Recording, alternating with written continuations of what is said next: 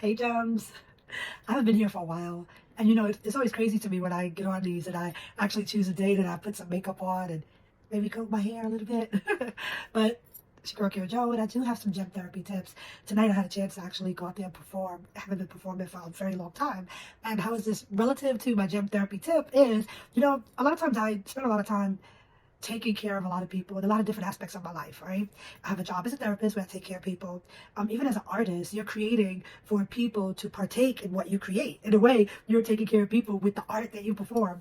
And, I was doing so much of taking care. I'm one of those people that's like, I have children that I still take care of. And then I thought, now my parents are getting older, so there's this responsibility to take care of them. And it's like a sandwich, right? So somewhere in the line, I forget to take care of myself. So this is not another self-care video, but if you haven't watched my self-care video before, I advise you to check it out. This is more of a sharing a decision that I made. I had this amazing job. Excuse me. Great benefits. 501, 401, one of those 403B something. And I had life insurance, dental insurance, medical insurance, vision insurance. There was all these opportunities, this vacation, sick time, all these different things, And then when I started, within 90 days, I had a raise. Like, this is like this amazing job. But the job was requiring me to take so much out of my personal time. It was requiring me to travel for an hour to get there sometimes, and sometimes it would take an hour and a half to get back. So what had started to happen was I started to not do the things that I would usually do to take care of myself, and because I got too busy. And for me, somebody, they used to have this commercial where they used to talk about hair. There was a hair club, and the guy used to be, I'm not just a salesperson, but I'm a client. That's me. I'm not just a therapist. I am my own client. I have to practice what I preach. I have to be mindful to take care of the things that help me to be healthy, right? So I had started to neglect the things that I usually do to take care of myself. So this video is really about maintenance.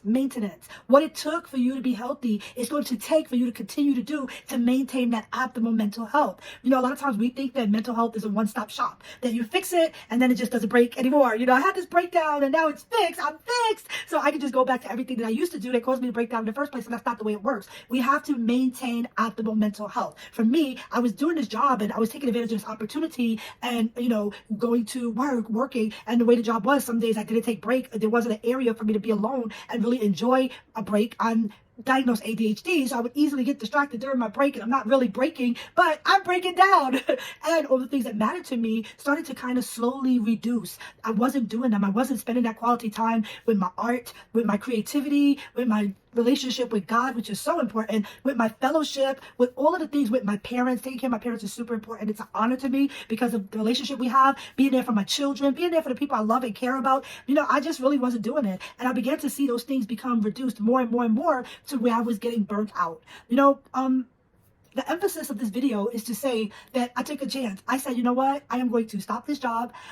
It was so hard to do, but I let that job go and I stepped into private practice full time, y'all. I am now full-time private practice contract therapist, and it was scary, because now I have to rely, when you have your own business, you gotta work for your own sick time and give yourself sick time. You have to manage it in a way where you still have those things that you need. And it is terrifying, but it is absolutely necessary. Because since I stepped into my own private practice, I have been able to write a little more. I wrote some dope stuff, y'all. I've been able to perform today for the first time. I went to a performance. I've been able to spend quality time with my parents. I've been able to spend a little more time with my kids. My prayer life, which is so important to me, is revived. My study time, personal time with God, the things that I need.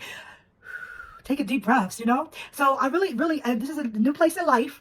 And I'm just saying to you out there, if you have anything that you're doing to begin to work on your mental health, don't let it slip. Don't let it fall to the back burner because you're doing something else. Make sure your mental health is a priority. Make sure that you're maintaining whatever it is that kept you healthy in the first place. You know what I mean? If you learn some tools in therapy, use them. If you learn some things about your diagnosis and your triggers, mindfulness, DBT, CBT, I was going to say elemental P, but transactional analysis, EMDR, all the different acronyms that we use for all these different tools. If you learned them, you use them. And if you don't know them, then it might be time for you to get back into therapy and take care of yourself. Prioritize mental health. Make sure you maintain what you learned, all right? This is your girl, Kira Joe. Y'all keep me in your prayers. If you know somebody that needs therapy, send them your way. I am filling up, thankfully, pretty fast. So send them to your girl over here. Let me work with you because mental health is important.